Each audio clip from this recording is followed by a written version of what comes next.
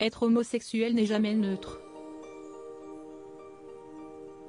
Porteur du très controversé projet de loi sur la réforme des retraites, Olivier Dussopt s'est exprimé, pour la première fois, sur son orientation sexuelle lors de son interview au magazine LGBTQ+ Têtu, paru le 24 mars.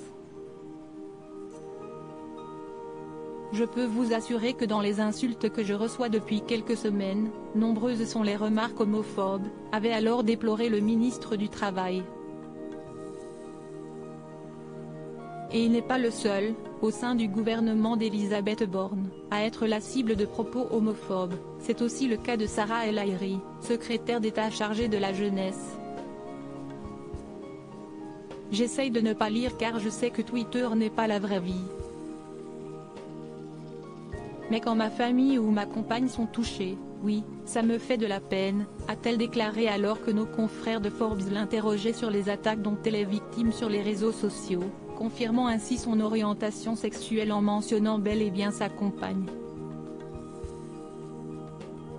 Si elle s'est justement avouée peinée des attaques à l'encontre de cette dernière, Sarah El Haïry a toutefois évoqué une sorte de risque du métier. Oui, ça me fait de la peine.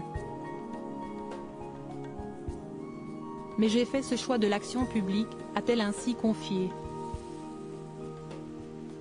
Avec cette discrète déclaration, comme s'il s'agissait, à ses yeux, d'un non-sujet, la trentenaire est la première femme ministre, en France, à révéler son homosexualité. Gabriel Attal, Olivier Dussopt. Ces politiques ont parlé de leur homosexualité. Permettre à chacun de trouver sa place. Quand on fait de la politique, on se doit d'être exemplaire et transparent, a par ailleurs argué cette franco-marocaine de 33 ans qui a fait ses études secondaires et passé son bac à Rabat. Et d'ajouter, avec conviction, ma mission, c'est de permettre à chacun de trouver sa place. Un objectif que la Benjamine du gouvernement, titre qu'elle se partage avec Gabriel Attal, a d'ores et déjà accompli avec ce coming out tout en discrétion et sobriété. Article écrit en collaboration avec 6 médias. Crédit photo, Stéphane Le Mouton.